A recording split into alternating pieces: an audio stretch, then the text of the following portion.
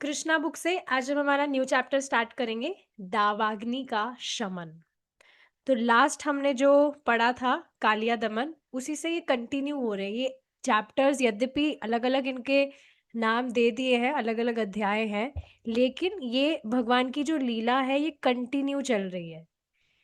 एक पूतना का वध हुआ, फिर उसके बाद में दूसरा असुर आया, फिर उसका वध हुआ, फिर दूसरा। तो इस तरह से ये कंटिन्यू चल रहा है सब। देखिए, कालिया दमन की कथा सुनने के बाद राजा परीक्षित ने शुकदेव गोस्वामी से पूछा कि कालिया ने अपना सुंदर स्थान क्यों त्यागा था। देखिए, यमुना नदी में तो वह हमेशा से तो नहीं था। यमुना नदी से पहले वह कहीं और था। तो अब पहले वाला स्थान जो उसका था, वो छोड़कर यहाँ यमुना नदी में वो क्यों आया, और गरुड़ उनके प्रति विरोध क्यों रखता था। तो ये हमने देखा था, भगवान कृष्ण ने उनको आ, उसको आदेश दिया था कालिया को कि अब तुम यहाँ से जगह छोड़ दो और अपने स्थान को वापस जाओ। अब जो गरुड़ है, तुम्हें उससे भयभीत होने की जरूरत नहीं है, वो तुम्हें परेशान नहीं करेंगे। तो इस तरह से, क्योंकि कालिया ने भगवान कृष्ण को प्रसन्न कर दिया था, स्वामी प्रसन्न तो सेवक भी प्रसन्न। तो इस वजह से अब उनको कुछ खतरा नहीं था। पर इस पर परीक्षित महाराज पूछ रहे हैं कि गरुड़ उनके प्रति विरोध क्यों रखते थे। शुकदेव गोस्वामी ने राजा को बताया कि नागाल्य नामक द्वीप सर्पों से बसा था और कालिया व्यूह का प्रमुख सर्प था। उस जगह का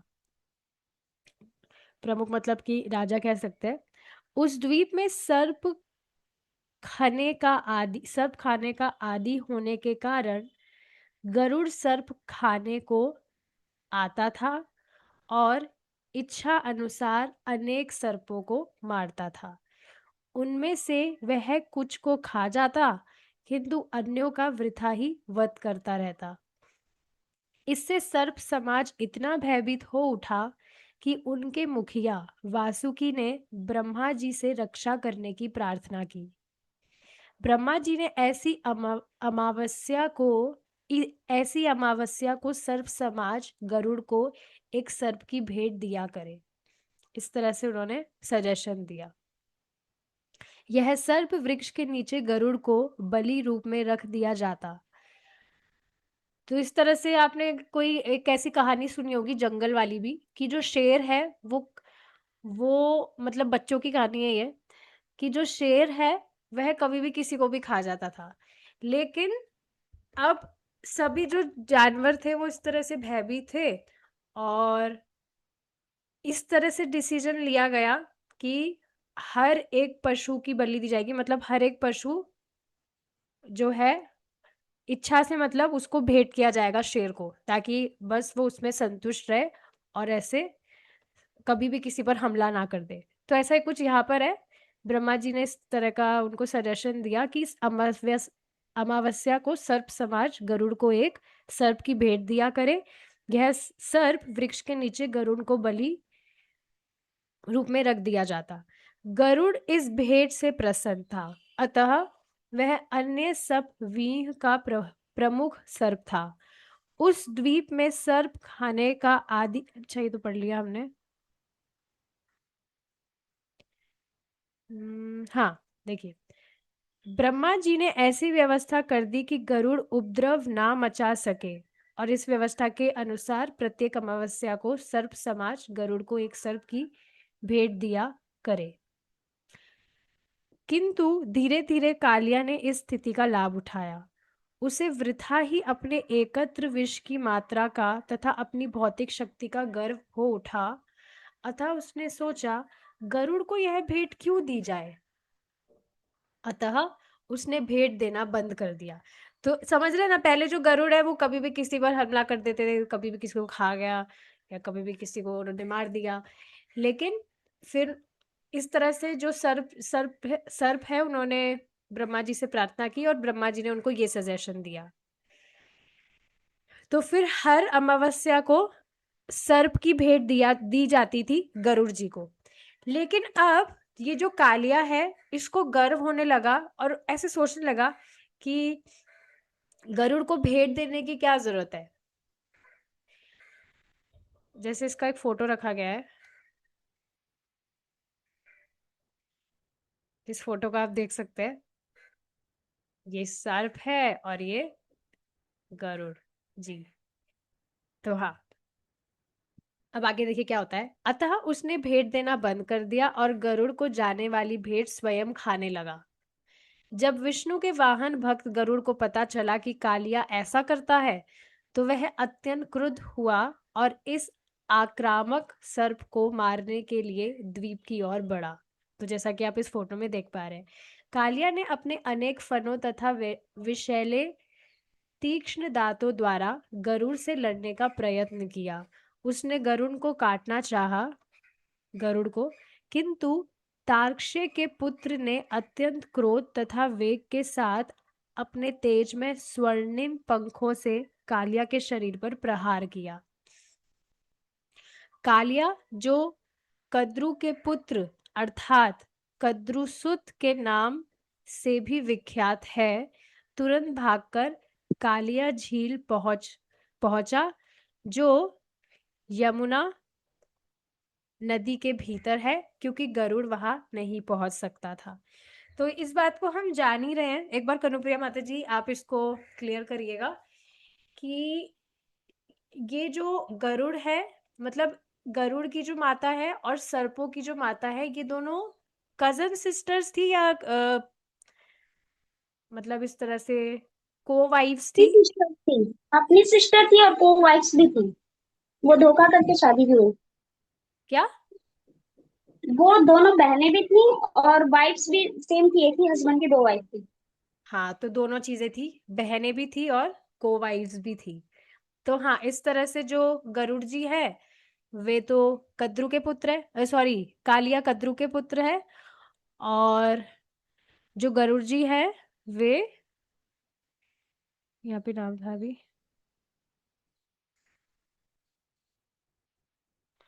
ठीक है उनका नाम, ठीक है मुझे याद नहीं आ रहा, बट हाँ इस तरह से आप समझिए, दोनों इस तरह से थे।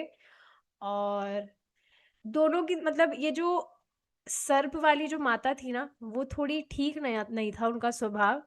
वो अपनी बहन के साथ में बहुत खराब व्यवहार करती थी। लेकिन हाँ, इस तरह से बाद में यहाँ से हम देख ही पा रहे हैं, यहाँ पर भी एक ऐसा कुछ सिचुएशन हुई थी जिसमें जो कालिया है, उसने अपना सर्पपना दिखाया। इस तरह से वो चीटिंग करने लगा और इस पर गरुड़ जी को बहुत उस पर क्रोध आया, और फिर इस तरह से दोनों में युद्ध हुआ, इस तरह से कह सकते हैं। तो ठीक है, कद्रु के पुत्र अर्थात कद्रुसुत के नाम से भी विख्यात है, तुरंत भागकर कालिया झील पहुंचा, जो यमुना नदी के भीतर है। तो अपनी रक्षा के लिए वह वहां पहुंच गया और गरुड़ जी वहां पर नहीं पहुंच सकते थे। कालिया ने निम्नलिखित कारण के कारण यमुना के ये जल आपने के सही बोला। आपने सही बोला, सांपों की माता का नाम कद्रू और गरुड़ जी की माता का नाम विनीता। विनीता, जी माता जी। ठीक है। हाँ, तो आप देख रहे हैं ना, इस कारणों के कारण जो कालिया है, वह अपना स्थान छोड़कर यमुना नदी में वास करने लगा था। तो यहाँ पर भी उसकी गलती थी, यहाँ पे चीटिंग कर रहा था, क्या जरूरत थी इस तरह से गरुड़ जी को उसको परेशान करने की। हर महीने इस तरह से सर्प की भेंट अगर जाती रहती तो कुछ दिक्कत नहीं थी। और सर्प की भेंट जा भी रही थी, पर ये जो कालिया है, ये गरुड़ जी तक ना पहुंचाकर उसको खुद ही खा लेता था, वो खुद ही वो भेंट स्वीकार कर लेता था। तो ये यहाँ पर चीटिंग हो रही थी। तो इसका चीटिंग का तो सबक सिखाना होता ही है। तो इस तरह से गरुड़ जी ने उनको सबक सिखाया, तो वो बस अपने प्राण तो सबको प्रिय होते हैं, तो वहां से भागा वो। जिस तरह गरुड़ कालिया सर्प के द्वीप में जाता था, उसी प्रकार वह यमुना से भी मछली पकड़कर उन्हें खाने के लिए जाते थे। किंतु वहां सौभरी मुनि नाम के एक महान योगी रहते थे, जो जल के भीतर ध्यान करते थे। अब इनका फोटो भी है, पर यहाँ पे मैं रख नहीं पाई। तो सौबरी मुनि जो है, वे जल के भीतर ही रहते थे, और जल में काफी टाइम तक रहने की वजह से उनका जो शरीर है वो भी थोड़ा, आप देखेंगे अगर हम ज्यादा पानी का काम कर लेते हैं तो जो हमारे हाथ है, जो फिंगर्स है, वो कैसी उसमें सलवटें पड़ जाती है। तो ऐसा ही उनका भी कुछ हो गया था, उनके शरीर में भी बहुत इस तरह से सलवटें वगैरह हो गई थी, क्योंकि वे पानी में थे इतने टाइम से।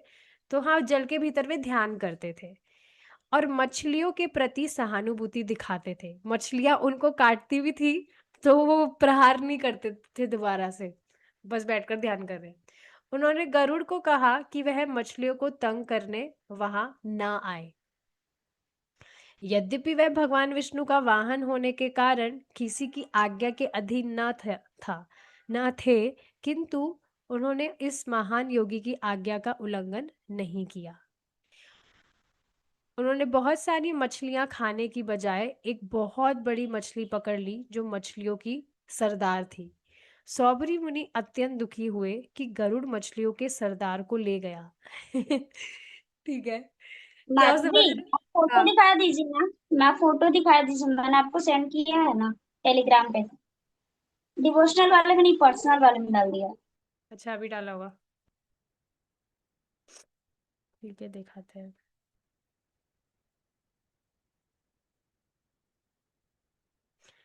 अभी तो नहीं आई मेरे पास कोई फोटो। ठीक है, आ गई। हाँ,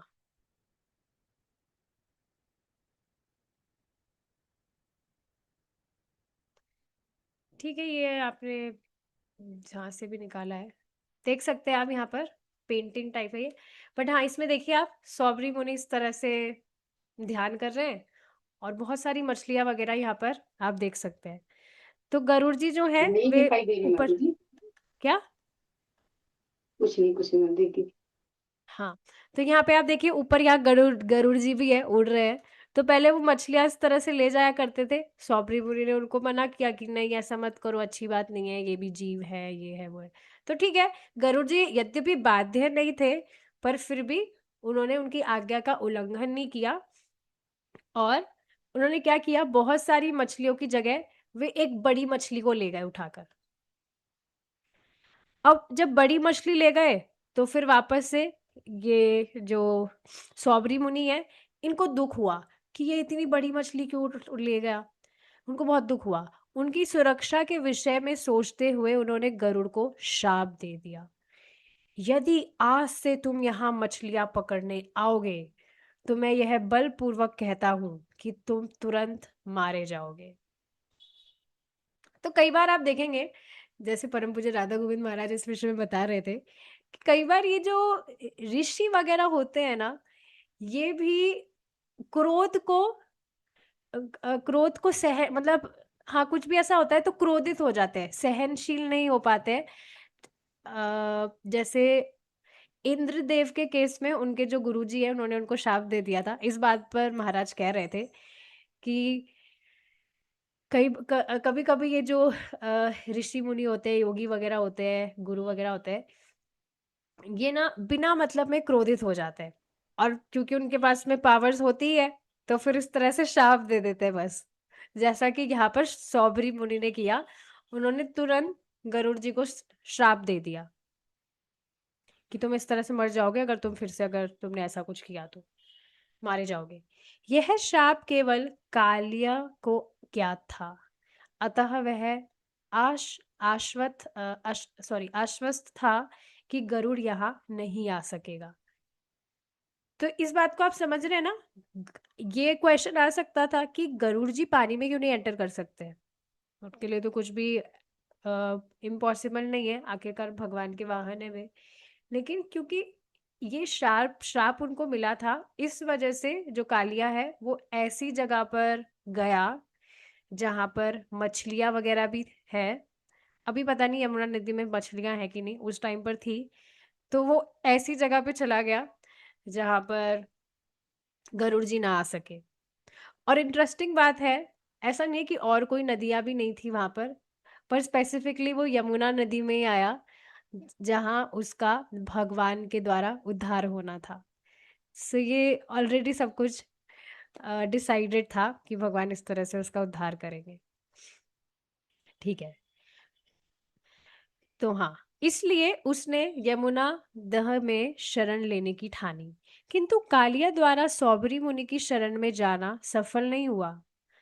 उसे गरुड़ के स्वामी कृष्ण ने यमुना से मार भगाया।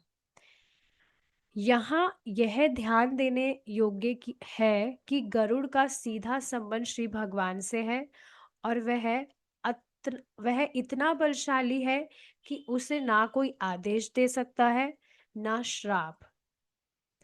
वस्तुतः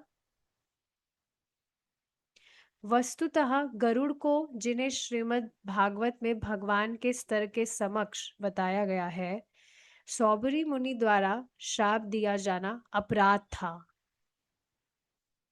यद्यपि गरुड़ ने प्रतिशोध लेने का यत्न नहीं किया, किंतु एक वैष्णव पुरुष के प्रति किया गया मुनि का यह अपराध क्षम्य नहीं था। इस अपराध के कारण मुनि को अपने योगी पद से नीचे गिरना पड़ा, और बाद में भौतिक संसार में इंद्रिय का भोक्ता एक गृहस्थ बनना पड़ा। बहुत सुंदर शिक्षा यहाँ से प्राप्त हो रही है। ये बात एक्चुअली मैं कल भी रखना चाह रही थी, बट समहाउ आई स्लिप्ड, मतलब मैं भूल गई। तो अ, ये बात देखिए मैं रखना चाहती हूँ क्योंकि बहुत इंपॉर्टेंट है। कि मैंने यशोमती माता जी से भी पूछा था क्योंकि मुझे डाउट था यहाँ। देखिए इस बात को समझिए, इस्कॉन से बाहर के जो भक्त हैं,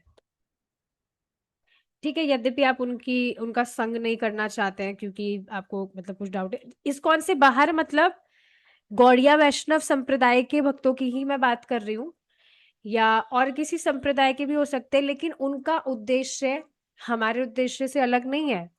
वे भी दे आर ऑल्सो चैंटिंग हरे कृष्णा, वे भी 4 नियमों का पालन कर रहे हैं, और बेसिकली दे आर ऑल्सो वैष्णव। अगर बिल्कुल क्लियर कट कहा जाए तो वे भी वैष्णव है। पर अगर वे इस्कॉन फॉलो नहीं कर रहे हैं, सपोज करिए गौड़िया मठ फॉलो कर रहे हैं या दूसरे कुछ संस्था फॉलो कर रहे हैं, तो कभी भी हमें ये नहीं सोचना चाहिए कि क्योंकि वे इस्कॉन डिवोटी नहीं है तो वो हमसे निम्न है, या हम श्रेष्ठ है क्योंकि हम इस्कॉन डिवोटी है। ऐसा बिल्कुल भी नहीं है। इस बात को प्लीज समझिए, ये बहुत इंपॉर्टेंट चीज है। ये वैष्णव अपराध हो जाता है। बहुत सुंदर बात इस पर एक भक्त बता रहे थे कि भगवान कृष्ण बहुत मिस्टीरियस है। मिस्टीरियस मतलब यद्यपि हम भक्ति कर रहे हैं नियमित रूप से, लेकिन हमसे अनजाने में भी वैष्णव अपराध हो सकता है। जैसे कि यहाँ पर ये जो गलती, जैसे मुझे एक भक्त ने कहा था कि इस्कॉन से बाहर किसी भी भक्तों से ना बात करनी चाहिए, ना उनसे कुछ एसोसिएशन वगैरह करना चाहिए। लेकिन ये बात ठीक नहीं है, क्योंकि ये एक तरह से द्रोह की भावना उत्पन्न करता है हमारे हृदय में। इस बात को समझना चाहिए।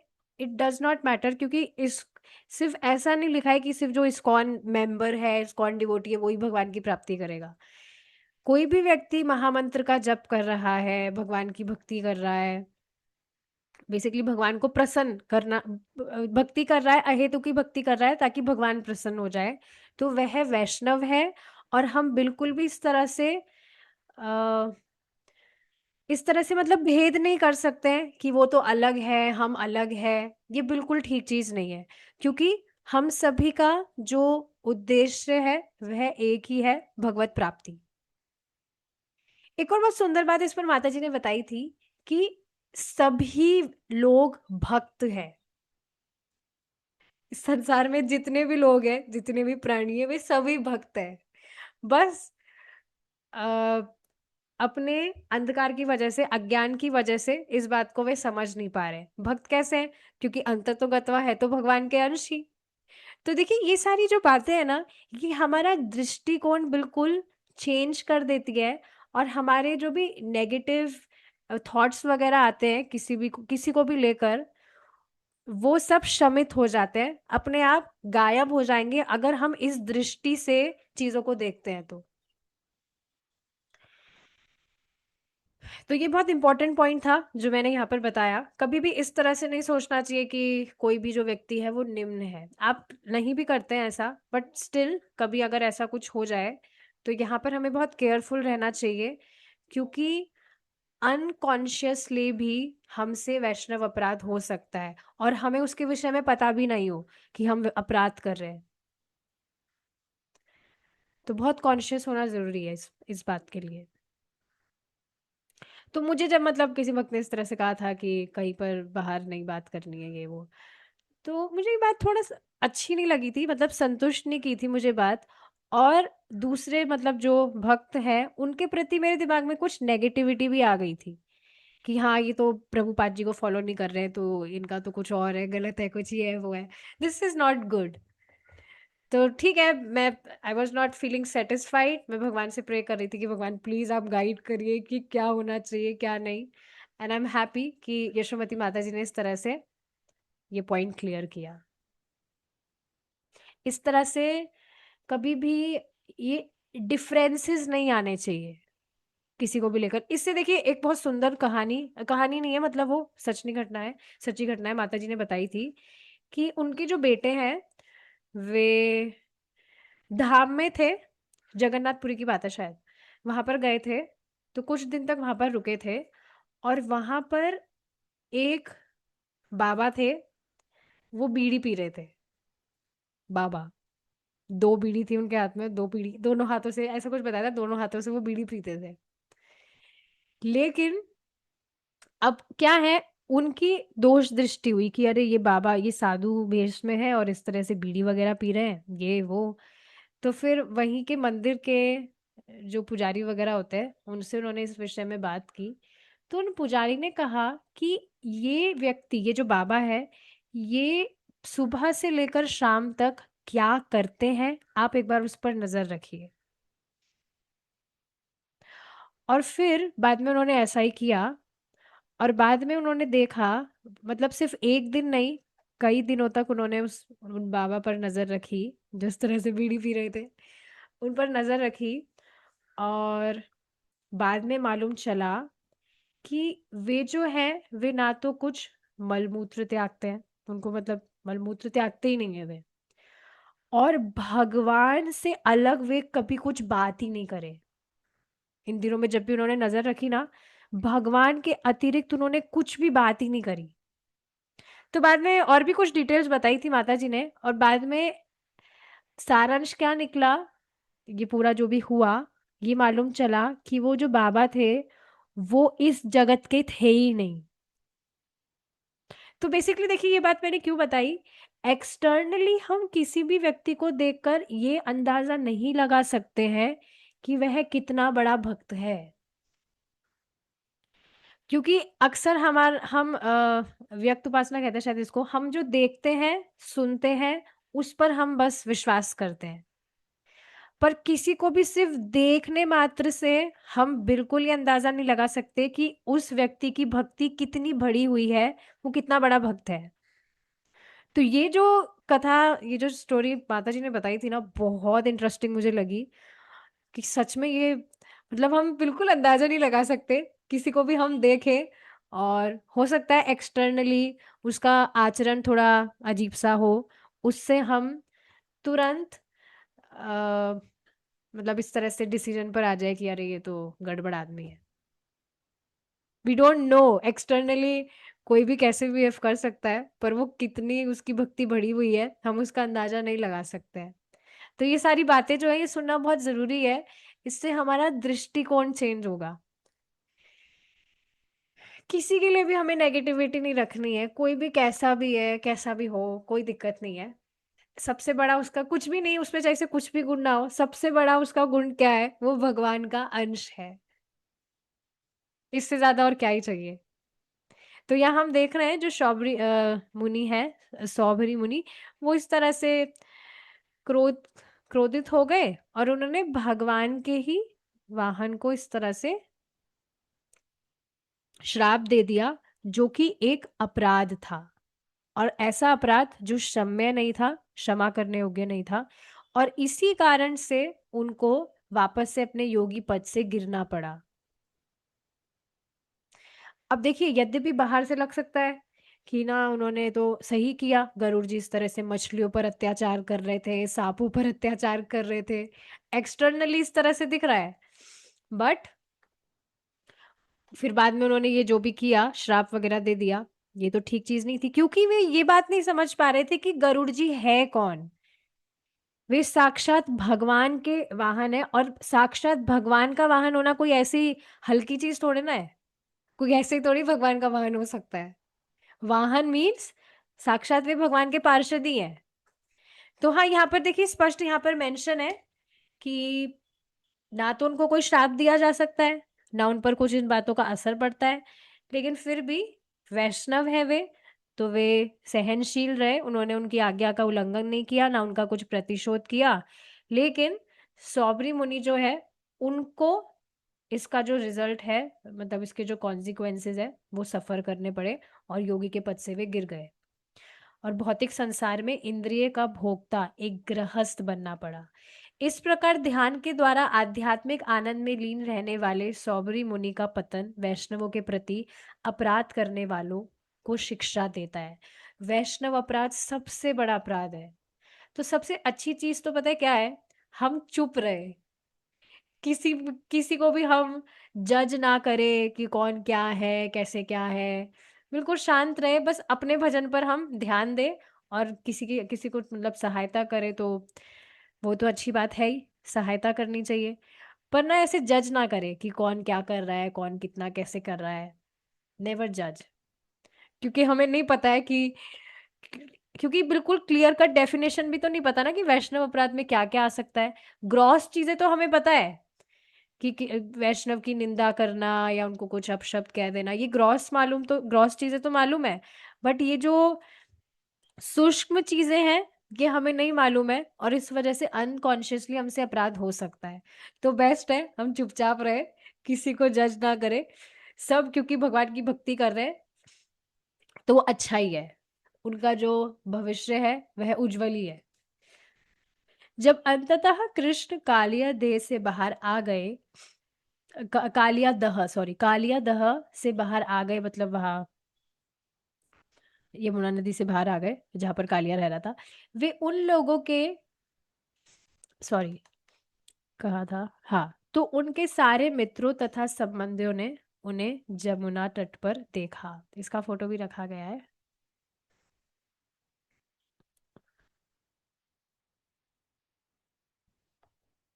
यस, तो ये फोटो आप देख पा रहे हैं। तो हाँ, उन्होंने सबने इस तरह से भगवान को देखा। वे उन लोगों के समक्ष अत्यंत विभूषित रूप में, सारे शरीर में चंदन चर्चित किए, अमूल्य रत्नों से तथा मणियों से सुशोभित एवं लगभग पूर्णतया स्वर्ण से आच्छादित प्रकट हुए। तो बहुत सुंदर भगवान इस तरह से लग रहे थे जब बाहर निकल कर आए। वृंदावन के वासियों, ग्वालों, गोपियों, माता यशोदा, महाराज नंद तथा समस्त गायों एवं बछड़ों ने कृष्ण को यमुना से आते देखा, और उन्हें ऐसा लगा उनके प्राण वापस आ गए हो।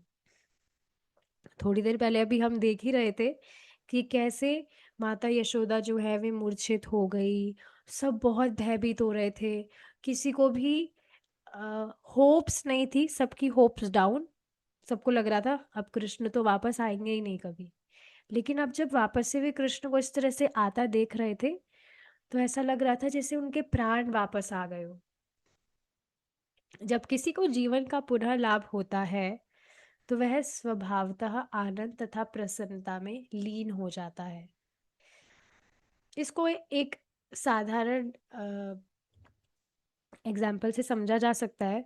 जैसे कोई व्यक्ति है, सोचिए वो बीमार है, और डॉक्टर ने जवाब दे दिया कि आप तो बच ही नहीं सकते, और ऐसा सच में हुआ है। प्रभु जी ने भी काफी एग्जाम्पल्स बताए कि किसी व्यक्ति को किसी डॉक्टर ने इस तरह से जवाब दे दिया था कि आपका कोई स्कोप नहीं है, आप बस अब प्राण त्याग देंगे। अब किसी बीमारी के कारण ऐसा था, लेकिन बाद में फिर वो भक्ति वगैरह करने लगे, तो अभी भी वे आराम से भजन कर रहे हैं। तो बेसिकली इसका मतलब क्या है कि किसी को अगर मालूम चल जाए कि अरे मैं तो अब रहूंगा ही नहीं, तो ये कितना दुख, मतलब दुख वाली बात है ये। कितना व्यक्ति परेशान हो जाएगा, सामान्यतः बात मैं बता रही हूँ, बहुत टेंशन उसको हो जाएगी। कितना दुख वाली चीज है। लेकिन अब सोचिए, उसको कोई उपाय मिल जाए जिससे वह नहीं मरेगा, मतलब वो ठीक हो जाएगा, तो फिर वो कितना खुश हो जाएगा, स्वभावतः आनंद और प्रसन्नता में, मतलब वापस से वह खुश हो जाएगा बहुत, उसको उसके प्राण उसको वापस से मिल गए। ऐसा काफी बार होता है, डॉक्टर जवाब दे देते हैं लेकिन उसके बाद में भी व्यक्ति ठीक हो जाता है। उन सब ने एक एक करके कृष्ण को कंठ से लगाया, मतलब गले लगाया, और अत्यंत शांति का अनुभव किया। माता यशोदा, रोहिणी, महाराज नंद तथा ग्वाले इतने प्रसन्न हुए कि उन्होंने जब कृष्ण का आलिंगन किया तो सोचा कि उन्हें जीवन का अंतिम लक्ष्य प्राप्त हो गया है। बिल्कुल, इसको प्लीज आप विजुलाइज करिए, इसको फील करिए आप, कि कैसे अभी कुछ देर पहले सोच रहे थे कि हमारे हमारे जो प्राण है, प्राणनाथ नहीं, मतलब जो हमारे प्राण है कृष्ण, वो इस तरह से वापस ही नहीं आएंगे अब। हमारा जो बच्चा है वो अभी वापस ही नहीं आएगा, लेकिन अब वह वापस है, उनकी आंखों के सामने है, उनको आलिंगन कर रहे हैं। तो क्या फीलिंग होगी, कितने ज्यादा उत्साह से उनका मन भरा है। बलराम ने भी बलराम ने भी कृष्ण का आलिंगन किया, किंतु वे हंस रहे थे मतलब मुस्कुरा रहे थे, क्योंकि उन्हें पता था कि जब सारे लोग चिंतामग्न होंगे तो कृष्ण क्या करेंगे, कुछ ना कुछ जादू करेंगे। वहां पर कृष्ण के प्रकट होने के कारण यमुना तट के सारे वृक्ष, सारी गौवे, बैल तथा बछड़े अत्यंत प्रसन्न हुए। वृंदावन के सभी ब्राह्मण तथा उनकी पत्नियां कृष्ण तथा उनके पारिवारिक जनों को तुरंत बधाई देने लगे। जो कि ब्राह्मणों को समाज का गुरु माना जाता है, अतः उन्होंने कृष्ण तथा उनके परिवार को कृष्ण के छूटने पर आशीर्वाद दिया कि जो बच्चा है वो हमेशा सुरक्षित रहे, आपके साथ रहे। उन्होंने इस अवसर पर नंद महाराज से दान देने के लिए भी कहा। महाराज नंद कृष्ण की वापसी से प्रसन्न होकर ब्राह्मणों को अनेक गायें तथा प्रभुत सोना दान में देने लगे। तो हमने देखा था कुछ भी सेलिब्रेशन वगैरह होता था, फेस्टिवल वगैरह होता था, तो नंद महाराज बहुत दान किया करते थे। अब इस तरह से भगवान कृष्ण जब वापस लौट आए तो क्या ये भी एक फेस्टिवल नहीं है, ये भी एक उत्सव है। तो यहाँ पर प्रसन्न होकर वे बहुत बहुत दान कर रहे हैं। जब नंद महाराज इस तरह व्यस्त थे तो माता यशोदा कृष्ण का आलिंगन मात्र करके उन्हें अपनी गोद में बैठाकर निरंतर अश्रुपात करती रही। तो इस तरह से वो बहुत मतलब खुश भी थी, और मतलब इस तरह से इमोशंस उनके मिक्स थे कि, और बहुत खुश थी मतलब कि जो कृष्ण है वो वापस आए अपनी गोद में बिठाकर। इस तरह से वो बस निरंतर रोई जा रही थी। चूंकि रात्रि हो चुकी थी और गौओं तथा बछड़ों समेत वृंदावन के समस्त वासी अत्यधिक थके थे, अतः उन्होंने नदी तट पर ही विश्राम करने का निर्णय लिया। अर्धरात्रि में जब सारे लोग सोए हुए थे तो सहसा एक विशाल दावाग्नि लग गई। तो इसका फोटो से हम देखते हैं,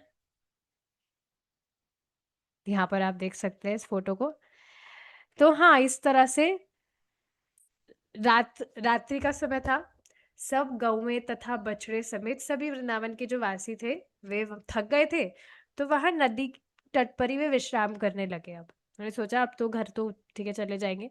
उस समय क्या था, कितनी सुंदर बात है, अभी जैसे हम कहीं जा रहे हैं यात्रा वगैरह पर, तो ऐसा नहीं नदी तट पर ही हम सो गए, रोड पर ही सो गए। इट्स नॉट सेफ, बिल्कुल सेफ नहीं है अब ये सारी चीजें। लेकिन उस समय आप सोचिए, अभी हम जैसा देख रहे हैं ना, सिटी वगैरह है, इतने मकान वगैरह है, वैसा कुछ भी उस समय नहीं था। और सच में ऐसा ही जो दृश्य है वो कितना सुंदर लगता है। इस वजह से लोग जो है वे हिल स्टेशंस वगैरह पर जाते हैं, जहाँ पर इस तरह से हरियाली वगैरह होती है, नेचुरल सीन होता है, बहुत सुंदर लगता है। तो वहीं पर सब नदी के तट के किनारे ही सब विश्राम करने लगे। सोचा रात को अब यहीं पर ही सोएंगे, कल चलेंगे अब घर पर। तो सब कुछ बहुत सेफ था, और एंड डेफिनेटली भगवान वहां पर है, तो कुछ भी खतरे वाली बात है ही नहीं। लेकिन अचानक से क्या हुआ, खतरे तो आ रहे थे इस तरह से, मतलब बहुत सारी चीजें हो रही थी। अर्धरात्रि में जब सारे लोग सोए हुए थे, तो सहसा एक विशाल दावग्नि लग गई, और ऐसा प्रतीत होने लगा मानो यह शीघ्र ही सारे वृंदावन वासियों को निगल जाएगी, मतलब सबको भस्म कर देगी जलाकर। अचानक से ही बिना किसी कारण के इस तरह से तुरंत अग्नि, मतलब आग लग गई, और पूरे वन में इस तरह से फैल गई। उन्हें जो ही अग्नि की तपन का अनुभव हुआ, त्यों ही उन्हें भगवान श्री कृष्ण की शरण ग्रहण कर ली, कि कृष्ण ही वापस ही बजाएंगे। तो ये बहुत इंटरेस्टिंग था। यद्यपि कृष्ण सबके बच्चे हैं, सबको नहीं पता कि वे भगवान है, लेकिन फिर भी कुछ भी संकट आता तुरंत कृष्ण, तुरंत कृष्ण को पुकारते, कृष्ण कृष्ण, इस तरह से। तो यहाँ से देखिए कितना सुंदर है ना, स्वाभाविक। उनको सोचना नहीं पड़ रहा है कि किसी किसी और को पुकारना चाहिए क्या, किसी और की शरण लेनी चाहिए क्या, दूसरा कोई थॉट ही नहीं है, तुरंत कृष्ण को इस तरह से वे पुकारने लगते हैं। तो हमें भी इस तरह से करना चाहिए। और अभी कुछ हद तक तो ऐसा हो भी रहा होगा कि कृष्ण को ही हम स्मरण करें। तो इस तरह से तुरंत उन्होंने भगवान कृष्ण की शरण ग्रहण की। यद्यपि वे उनके शिशु की भांति खेल में मग्न थे, वे सब कहने लगे, हे कृष्ण, हे बल के आगार प्रिय बलराम, हमें इस सर्वभक्षी तथा विनाशक अग्नि से बचाए। तो देखिए एक बात समझनी चाहिए, जैसे कुछ भी संकट वाली स्थिति भी आ रही है ना जीवन में, तो उसके लिए भगवान से प्रे करने में, भक्ति में कोई विक्षेप नहीं होता है। क्योंकि देखिए, अगर आप भगवान से प्रार्थना करने की जगह आप सोच रहे हैं कि अरे ऐसा करूंगा तो भक्ति खर्च हो जाएगी, तो मैं कुछ और साधन कर लेता हूँ। साधन का मतलब डेफिनेटली हमें दवा वगैरह, डॉक्टर वगैरह के जाना ही पड़ता है, लेकिन साधन मतलब कि मैं किसी दूसरे पर डिपेंड हूं कि वो मेरी सहायता करे। भगवान से प्रार्थना नहीं कर रहा हूँ, क्योंकि मैं सोच रहा हूँ मेरी भक्ति वगैरह क्यों मैं खर्च करूँ, और कुछ और उपाय कर रहा है, कुछ और कुछ भी, मतलब होता है ना, कुछ भी आध्यात्मिक चीजें दूसरी भी जो होती है जिससे व्यक्ति का उपचार होता है, ये ठीक चीज नहीं है। कुछ कठिनाई भी आ रही है तो भगवान से बोलने में कोई हानि नहीं है, उसमें भक्ति में कोई विक्षेप नहीं होता है, बल्कि ये बहुत अच्छी बात है कि आप भगवान को स्मरण कर रहे हैं। आप देखिए ना, कुंती महारानी जो है, वे स्वयं भी खुद बोल रही है कि इस तरह से जीवन में दुख आए ताकि मुझे निरंतर सिर्फ आपका ही स्मरण हो। तो हमें इन सारी चीजों पर ध्यान ना देकर हमें बस इस पर ध्यान देना है कि हमें बस भगवान कृष्ण का स्मरण हो। कुछ संकट भी आ रहा है तो भगवान से प्रार्थना करने में कोई दिक्कत नहीं है, प्रार्थना की जा सकती है। हाँ, भौतिक वगैरह कुछ मांगने की यहाँ बात नहीं हो रही है, और वैसा कुछ है भी नहीं, अब सारी इच्छाएं भगवान ने समाप्त कर दी है। पर कुछ भी कठिनाई जीवन में आ रही है तो भगवान से प्रार्थना करने पर भगवान सहायता करते हैं। तो भगवान को कहना चाहिए, भगवान से प्रार्थना करनी चाहिए। जैसा कि आप यहाँ पर देख रहे हैं, यहाँ पर सबके लिए स्वाभाविक है। तो हाँ, भी कह रहे हैं, हमारे पास तुम्हारे अतिरिक्त कोई अन्य शरण नहीं है। जैसे आप देखेंगे भगवत गीता में भी, जब अर्जुन सेकेंड चैप्टर में भगवान को सरेंडर करते हैं कि अब मैं आपका शिष्य हूँ, मैं आपकी शरण लेता हूँ, तो उसमें भगवान मानिए पूछ रहे हैं कि तुम तो मेरे मित्र हो, और तुम्हारी इस तरह से आदर बुद्धि भी नहीं है मेरी प्रति, क्योंकि तुम मित्र हो तो तुम्हें किसी और की शरण ग्रहण करनी चाहिए ना, मेरी शरण, तुम मेरे शिष्य क्यों बन रहे हो। तो इस पर अर्जुन कह रहे हैं कि नहीं कृष्ण, मैं आपके अलावा और किसी को भी नहीं देख रहा हूं जो मेरी सहायता कर सके। आपके अतिरिक्त इस इन तीनों तीनों लोकों में और कोई भी ऐसा व्यक्ति नहीं है जिसकी मैं शरण लूं। तो आपके अतिरिक्त कोई भी ऐसा व्यक्ति नहीं है जो मेरी समस्या का समाधान कर सके। तो यहाँ पर आप देख रहे हैं, इन एग्जाम्पल से स्पष्ट हमें मालूम चल रहा है कि इन सब से भगवान से प्रार्थना करने में, भक्ति में विक्षेप नहीं होता है। भगवान से प्रार्थना करनी चाहिए, भगवान सहायता भी करते हैं। इस तरह उन्होंने यह कहते हुए उनसे प्रार्थना की कि वे उनके चरण कमलों के अतिरिक्त अन्य किसी की शरण ग्रहण नहीं करेंगे। भगवान श्री कृष्ण ने अपने ग्रामवासियों पर कृपालु बनकर तुरंत ही संपूर्ण दावाग्नि को निगल लिया और उन्हें बचा लिया। तो इस फोटो में आप देखिए, पहले भगवान ने क्या किया, सबको कहा अच्छा ठीक है, अपनी आंखें बंद करो।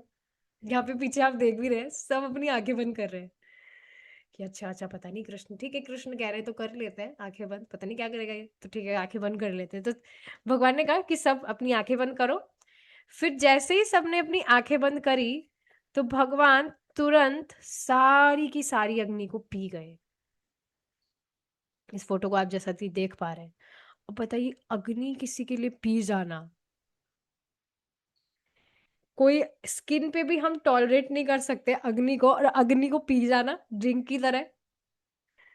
तो इन सारे कार्यकलापों से आप देख सकते हैं, यद्यपि भगवान मनुष्य मनुष्यों की जैसे आ, लीलाएं कर रहे हैं, लीला मतलब मनुष्य के जैसा आचरण कर रहे हैं, लेकिन इन सब कार्यकलापों से वे यह भी दर्शा रहे हैं कि वे किस तरह से पूर्ण पुरुषोत्तम भगवान है, सामान्य मनुष्य नहीं है। तो यहाँ पर इस तरह से भगवान अग्नि इस तरह से पूरी पी गए। कितनी सुंदर बात है ये, ऐसा सिर्फ भगवान ही कर सकते हैं। और हाँ, ये बात है। आगे देखिए, यह कृष्ण के लिए संभव ना था क्योंकि वे इच्छा अनुसार कुछ भी कर सकने की असीम शक्ति से युक्त है। असंभव ना था, सॉरी, कृष्ण के लिए ये असंभव ना था, इम्पॉसिबल नहीं था। भगवान अपनी इच्छा से कुछ भी कर सकते हैं क्योंकि वे असीम शक्ति से युक्त है। तो इसी से हमारा जो ये चैप्टर है यहाँ पर कंप्लीट होता है। इस प्रकार लीला पुरुषोत्तम भगवान श्री कृष्ण के अंतर्गत दावग्नि का शमन नामक सहस 17वें अध्याय का भक्ति वेदांत तात्पर्य पूर्ण हुआ। आगे प्रलंबा सुर के लिए हम भगवान ने चाहा तो नेक्स्ट क्लास में देखेंगे। यहाँ पर रुकेंगे हम। श्री कृष्ण भगवान की जय। श्रील प्रभुपाद की जय। हरे कृष्णा।